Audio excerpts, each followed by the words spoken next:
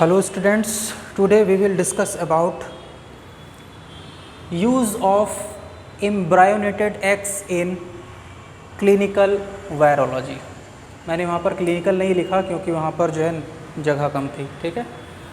तो हम पढ़ेंगे आज, ये BMLT का टॉपिक है, BMLT सेकेंड ईयर का वायरोलॉजी के अंतर्गत आने वाला एक टॉपिक है, जिसमें हम पढ़ेंगे कि वायरस को किसी एम्ब्रायोनेटेड एग्स में, यानी कि ऐसे अंडे में जिसके भ्रूण का विकास हो चुका है, एम्ब्रायो का विकास हो चुका है, उसमें हम किस प्रकार से किसी वायरस को इनोकुलेट करके उसका कल्चर कर सकते हैं, ठीक है।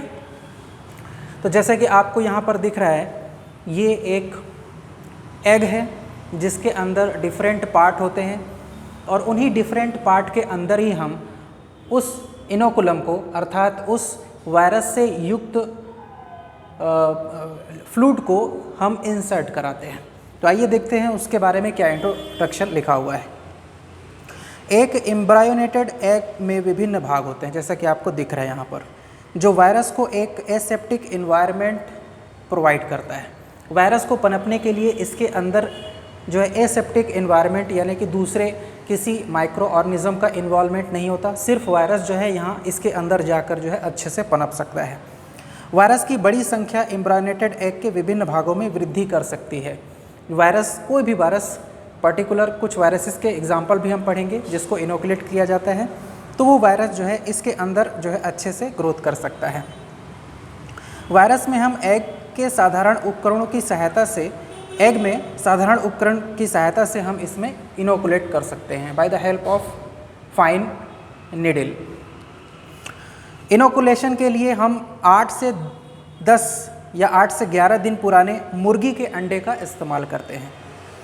कुछ केसेस में बतख के अंडों का भी इस्तेमाल होता है, परंतु बतख के अंडे थोड़े साइज़ में बड़े होते हैं और उनका इंक्यूबेट करने में उसको जो है समय ज़्यादा लगता है, इसलिए हम ज़्यादातर वायरस के कल्चर के लिए, वायरस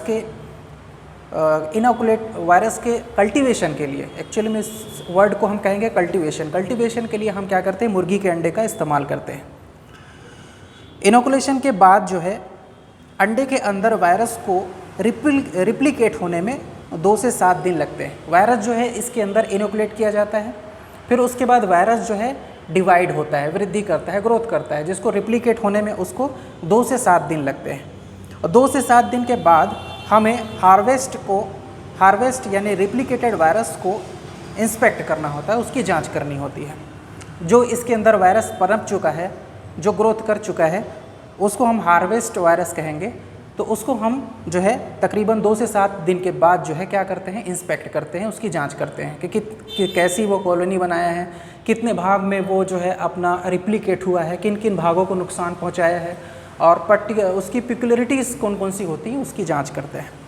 ज़्यादातर वायरस एग के अंदर अपनी मॉर्फोलॉजी में परिवर्तन करते हैं। वायरस को इनोकुलेट करने के बाद ये वायरस जो है क्या करते हैं, अपनी मॉर्फोलॉजी में कुछ जो है परिवर्तन करते हैं, या फिर वो हीमोएग्लूटिनिन प्रोड्यूस करते हुए पूरे के पूरे एम्ब्रायो को क्या कर देते हैं, नष्ट कर देते हैं।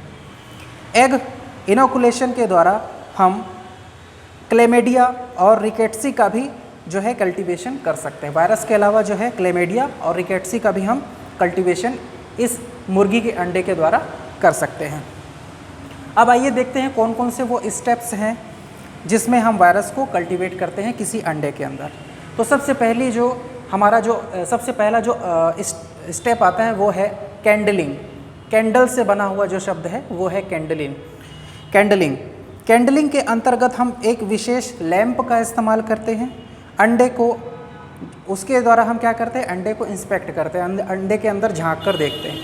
तो उस प्रकाश स्रोत से, लाइट सोर्स के ऊपर जो है अंडे को रखा जाता है और अंडे की अंदर की गतिविधियों को हम आसानी से उसमें देख सकते हैं। तो कुछ भी नहीं रहता है, एक लाइट सोर्स है, वो कैंडल जो है लाइट सोर्स रहता है जिसके ऊपर अंडे को देखकर हम इंस्पेक्ट करते हैं।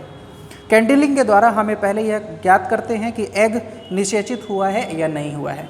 सबसे पहले तो कैंडल लेंगे और उसके बाद अंडे को देखेंगे कि उसमें जो है फर्टिलाइज हुआ है कि नहीं, एम्ब्रायो जो है विकसित हो रहा है या नहीं हो रहा है। अगर वो अंडा फर्टिलाइज नहीं हो रहा है तो वो हमारे किसी काम का नहीं है। अगर अंडा फर्टाइल है तब हम उसका उपयोग करते हैं। परंतु निषेचित अंडे के ऊपर हम क्या करते हैं, मार्क कर देते हैं और वायरस के प्रकार के आधार पर अंडे में हम इनोकुलेशन की साइट का चयन करते हैं कि आखिर किस साइट में से इसको वायरस के कंपोनेंट को यानी इनोकुलम को किस साइट से डाला जाए। उसके बाद फिर ये अंडे के खोल को हम ड्रिल करते हैं। तो दूसरा स्टेप जो है ड्रिलिंग द एग शेल, अंडे की खोल को ड्रिल करना यानी कि छेद करना। सर्वप्रथम हम डाइल्यूट अल्कोहल से अंडे की पूरी सतह को अच्छे से साफ़ कर लेते हैं, है ना। एंटीसेप्टिक टेक्निक करते हैं, यानी कि पूरे अंडे के खोल को हम जो है क्या करते हैं, डाइल्यूट अल्कोहल से साफ़ कर लेते हैं। और डेंटल हैंडी पीस की सहायता से, यानी कि वो एक ऐसा उपकरण होता है जो ड्रिल मशीन होती है, छोटी सी पतली सी पेन जैसी ड्रिल मशीन होती है ना, जिसका उपयोग जो है डेंटल में या डेंटिस्ट करता है ड्रिल करने के लिए दांतों को। उसी ड्रिल मशीन के ज़रिए से हम क्या करते हैं, इसमें ड्रिल करते हैं। तो उस डेंटल हैंड पीस की सहायता से अंडे में एक छोटा सा छिद्र तैयार करते हैं। इस समय ध्यान ये रखना चाहिए कि एग मेम्ब्रेन डैमेज नहीं होनी चाहिए। एग मेम्ब्रेन जो है, जिसको हम कोरियोएलेंटोनिक मेम्ब्रेन कहते हैं, वो जो है क्षतिग्रस्त नहीं होनी चाहिए, सिर्फ शेल को हमको डैमेज करना रहता है। उसके बाद अगली बारी आती है ड्रिल करने के बाद जो है इनोकुलेशन की। फाइन नीडल की सहायता से, पतली नीडल की सहायता से हम क्या करते हैं, एग के कटे हुए होल से हम वायरस को इनोकुलेट करते हैं। इनोकुलेट सावधानी पूर्वक करना चाहिए ताकि इनोकुलम जो है इधर उधर छलके ना। अब जैसे ही इनोकुलेशन हमारा कंप्लीट हो जाता है, उसके बाद हम मोल्टेन पैराफिन का 2 भाग और पेट्रोलियम जेली का 1 भाग लेकर उसको मिक्सचर बना लेते हैं। क्या क्या चीज़, ध्यान से सुनिएगा। मोल्टेन पैराफिन का 1 भाग और पेट्रोलियम जेली का मोल्टेन पैराफिन का 2 भाग और पेट्रोलियम जेली का 1 भाग लेते हैं, उसको मिक्सचर बना लेते हैं और उसको फिर अंडे को जिस जगह से इनोकुलेट किए थे, जिस जगह ड्रिल किए थे, उसको हम क्या कर देते हैं, सील कर देते हैं, पैक कर देते हैं। और फिर अंडे को 36 डिग्री सेल्सियस पर इंक्यूबेट कर देते हैं, इंक्यूबेशन में उसको रख देते हैं। ये हमारा पूरा प्रोसीजर रहता है। लेकिन अब वायरस की प्रकृति के आधार पर उस इनोकुलेशन को या इनोकुलम को कहाँ कहाँ पर पहुँचाया जाता है, वो आगे हम देखते हैं। Routes of inoculation. तो सबसे पहले एग में इनोकुलेशन 4 रूट से किया जाता है। पहला है इंट्रा एम्नियोटिक इनोकुलेशन। ये देखिए, ये है एम्नियोटिक कैविटी जो कि चिक एम्ब्रायो के चारों तरफ पाई जाती है। ये कैविटी को हम एम्नियोटिक कैविटी कहते हैं। जब यहाँ तक हम नीडल की सहायता से उस इनोकुलम को पहुँचाते हैं तो उस प्रोसीजर को कहते हैं इंट्रा एम्नियोटिक इनोकुलेशन। तो इसमें क्या करते हैं, कैंडलिंग की सहायता से अंडे में एम्नियोटिक कैविटी तक ड्रिल किया जाता है। सावधानीपूर्वक नीडल को एम्नियोटिक सैक तक इंसर्ट करते हैं। नीडल में जोर लगाकर एम्नियोटिक मेम्ब्रेन को पार करते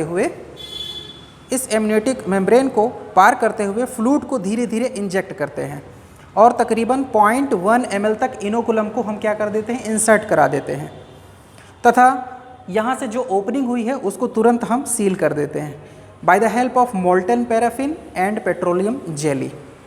इंट्रा एम्नियोटिक इनोकुलेशन का प्रयोग मुख्यतः जो है इन्फ्लुएंजा, पैरा इन्फ्लुएंजा और मम्प्स वायरस के लिए किया जाता है। यानी कि एम्नियोटिक कैविटी में हम जो है मुख्यतः इन्फ्लुएंजा, पैरा इन्फ्लुएंजा और मम्प वायरस को कल्टीवेट करने के लिए उसको यहाँ पर इनोकुलेट करते हैं। दूसरा रूट है इंट्रा एलेंटोनिक इनोकुलेशन। आप देख सकते हैं एम्नियोटिक कैविटी के ऊपर की तरफ ये रेड कलर का जो कैविटी आपको दिख रही है, ये है एलेंटोनिक कैविटी। कौन सी कैविटी है, एलेंटोनिक कैविटी। जब हम यहाँ पर जो है फाइन नीडल के जरिए से उस इनोकुलम को पहुँचाते हैं ड्रिल करते हुए और इंसर्ट कराते हैं, तो उस विधि को हम कहते हैं इंट्रा एलेंटोनिक इनोकुलेशन। कैंडलिंग की सहायता से एग में एलेंटोनिक कैविटी को देखते हुए पिछली प्रक्रिया को दोहराते हैं। इनोकुलेट करेंगे और फिर हम क्या करते हैं, इनोकुलेट करते हैं। इंट्रा एलेंटोनिक कैविटी में इन्फ्लुएंजा तथा पैरामिक्सो वायरस अच्छे से ग्रोथ करते हैं तथा इंट्रा एलेंटोनिक इनोकुलेशन का उपयोग मुख्यतः वैक्सीन बनाने के लिए किया जाता है।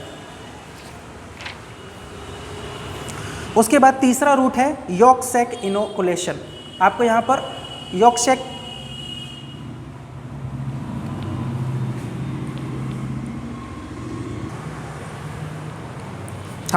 तो मैं ये बोल रहा था कि यहाँ पर आपको यॉक सैक दिख रहा होगा। ये जो है यॉर्क सैक जो है उस चिक एम्ब्रायो को क्या करती है, न्यूट्रिएंट प्रोवाइड करवाती है, ठीक है। एक्चुअली में ये है यॉर्क सैक। तो यहाँ पर हम इनोकुलेट करते हैं तो वो रूट जो कहलाता है यॉर्क सैक इनोकुलेशन। सबसे पहले कैंडलिंग की सहायता से अंडे की स्थिति को देखते हुए शेल में एयर स्पेस के केंद्र पर ड्रिल करते हैं, ठीक है। उसके बाद ड्रिलिंग के बाद प्लंगर को पीछे खींचते हैं और देखते हैं कि प्लग के साथ यॉर्क सैक खींच रहा है या नहीं। इनोकुलेट करने के बाद ओपनिंग को सील कर देते हैं। यॉर्क सैक इनोकुलेशन मुख्यतः क्लेमेडिया और रिकेट्सी प्रजाति के लिए किया जाता है। तो यहाँ पर हम ड्रिल करते हैं इस तरह से, कैंडलिंग में हम देखते रहेंगे, ड्रिल करेंगे और पीछे की ओर जब हम उस प्लगर को खींचेंगे तो हमको ये जो यॉर्क सैक है पीछे खिंचता हुआ दिखाई देगा। यही इसकी एक पहचान है कि हमारी जो प्लगर है जो है यॉर्क सैक तक पहुंच गई है। उसके बाद हम यहाँ पर इस भाग पर उसको इनोकुलेट कर देंगे, यानी कि इंजेक्ट कर देंगे। उसके बाद अगला रूट है कोरियो एलेंटोनिक मेम्ब्रेन। कोरियो एलेंटोनिक या CAM का फुल फॉर्म है कोरियो एलेंटोनिक मेम्ब्रेन। तो ये शेल के नीचे तुरंत नीचे पाए जाने वाली एक मेम्ब्रेन होती है जो पूरे के पूरे जो एग पार्ट को क्या करती है, ढक कर रखती है। उस जगह पर हम क्या करते हैं, इनोकुलेट करते हैं। कैंडल की सहायता से देखते हैं कि ऐसी जगह जहां ब्लड वेसल्स ना हो उस स्थान पर ट्राईएंगुलर मार्क करते हैं तथा एग शेल को ट्राईएंगल में ही काटते हैं जिससे CAM दिखने लगता है। एग में स्मॉल होने के कारण जेंटल सक्शन से एयर सैक की कुछ हवा बाहर निकाल लेते हैं तथा ट्राईएंगुलर कट के पास न्यू एयर स्पेस डेवलप करते हैं। वहाँ 1 ml इनोकुलेशन डालकर एग को रॉक किया जाता है या घुमाया जाता है तथा वह इनोकुलम पूरे मेम्ब्रेन में फैल जाता है तथा एग की पूरी ओपनिंग को सील कर देते हैं। इस विधि में हम क्या करते हैं, कोरियो एलेंटोनिक मेम्ब्रेन में जब इनोकुलेट करना रहता है तो एग के शेल को ट्राईएंगुलर एरिया में काट लेते हैं। उसके बाद निडल की सहायता से इस मेम्ब्रेन और शेल के बीच में एयर सैक बनाते, एयर स्पेस बनाते हैं ताकि कुछ इनोकुलम को क्या किया जा सके, इंजेक्ट किया जा सके। एयर सैक बनाने के बाद, एयर पॉकेट बनाने के बाद उस इनोकुलम को हम इंजेक्ट कर देते हैं। इंजेक्ट करने के बाद क्या करते हैं, इस सेल को पूरा घुमाते हैं तो शेल और इस कोरियो एलेंटोनिक मेम्ब्रेन के बीच में वो इनोकुलम जो है फैल जाता है। उसको शेक करने से, अंडे को इस तरह से धीरे धीरे रॉक करेंगे तो पूरा का पूरा जो है वो इनोकुलम जो है पूरे का पूरा जो है शेल और कोरियो एलेंटोनिक मेम्ब्रेन के बीच में पूरी तरह से फैल जाता है। उसके बाद फैलने के बाद हम जो ट्राईएंगुलर एरिया में इसमें कट किए हैं इसके शेल में, उसको हम फिर से क्या कर देते हैं, सील कर देते हैं। इतना कुछ करने के बाद जब 2 से 7 दिन हो जाते हैं तब हम क्या करते हैं, हार्वेस्टिंग द फ्लूइड, अंडे के अंदर के तरल की जांच करते हैं कि अंदर कौन कौन से परिवर्तन आए हैं। वायरस को हार्वेस्ट करने के दौरान शेल को सावधानीपूर्वक खोलना चाहिए। फाइनली जब हम एग्जामिन करना रहता है हमको 2 से 7 दिन के बाद, तो उसके शेल को सावधानीपूर्वक खोलना चाहिए। सेफ्टी कैबिनेट का उपयोग करना चाहिए। सेल को खोलने के लिए ड्रिल का उपयोग नहीं करना चाहिए, ठीक है। पर्याप्त इंक्यूबेशन के बाद एयर सैक को खोल देना चाहिए। कटिंग के लिए फोर्सेप या सीजर का उपयोग करना चाहिए। एग के कंटेंट को एकत्रित करने के लिए स्टेराइल पेट्री डिश का भी उपयोग करना चाहिए। सिरिंज की सहायता से इनोकुलेटेड भाग से एस्पिरेट करना चाहिए। सिरिंज की सहायता से जो इनोकुलेटेड भाग से हमको अगर कुछ निकाल कर देखना है तो हम एस्पिरेट करके देखेंगे। कोरियो एलेंटोनिक मेम्ब्रेन से वायरस को हार्वेस्ट करने से पहले एग के कंटेंट को रिमूव करना चाहिए तथा कोरियो एलेंटोनिक मेम्ब्रेन को सावधानीपूर्वक ट्वीज़र्स यानी कि फॉर्सेप या चिमटी की सहायता से खींचे और उसे सेलाइन से 2 से 3 बार वॉश करने के बाद ही उसका एग्जामिन करते हैं। उपरोक्त एग कंटेंट में लीजन और फिर फाइनली जो सब सारी चीज़ें ओपन करने के बाद जो है हम क्या करेंगे, उपरोक्त एग के कंटेंट में या फिर जहाँ पर भी हमने इनोकुलेट किया है उसमें हम लीजन या पॉक्स की जांच करते हैं by the help of microscope. It is all about the use of embryonated eggs in clinical virology.